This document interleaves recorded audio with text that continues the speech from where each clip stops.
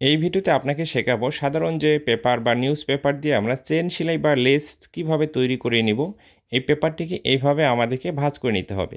এইভাবে কয়েকটি ভাঁজ করে নেওয়ার পরে পেপারটি কিন্তু হালকা একটু ঠিক আছে উঁচু হবে বা মোটা হয়ে যাবে। এরপরে যে কাজটি করতে হবে, লেসটি বা চেন সেলাইটি তৈরি করার জন্য এই ধরনের টুকরো কাপড় নিতে হবে। এই কাপড়টির উপরে দেখুন পেপারটি আমরা সুন্দর করে এভাবে ভাঁজ করে রাখবো। ভাঁজ করে রাখার পরে এখানে আরও একটি কাপড় রাখতে হবে। রাখার পরে নর্মালি যে আমরা সেলাই দিয়ে থাকি সেইভাবে এখানে বরাবর একটি সেলাই দিতে হবে। তো এতটুকু অংশ সুন্দর করে সেলাই দিয়ে নিতে হবে।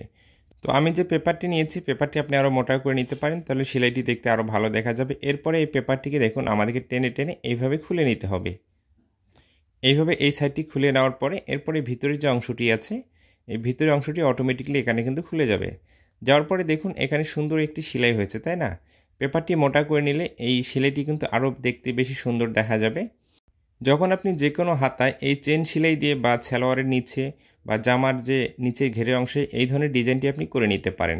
যে পার্টগুলোর মাধ্যমে তৈরি করবেন সেই পার্টগুলো আপনার প্রয়োজন অনুযায়ী কাটিং করে এইভাবে ঠিক আছে নিউজ পেপারগুলো ভাঁজ করে ভিতরে রেখে আপনি সেলাই দেওয়ার পরে এই ডিজাইনটি তৈরি হবে। এই সেলাইটি কিন্তু কখনো খুলে যাবে না। হয়তো ভাববেন সেলাইটি খুলবে না, কখনো খুলবে না।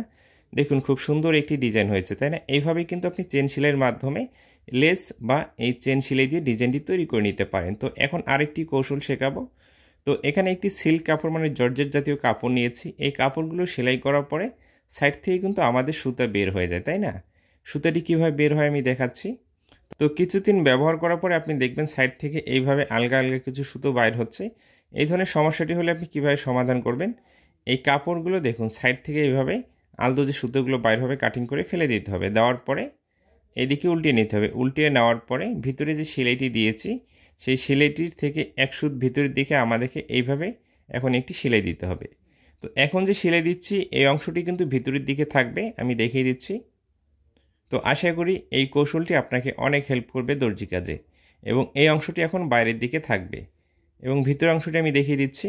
এদিকে কিন্তু আর কখনো সুতাটি বের হবে না। এইভাবে আমাদেরকে ঠিক আছে দর্জি কাজগুলোকে সহজ করে নিতে হবে। ভালো থাকবেন, সুস্থ থাকবেন।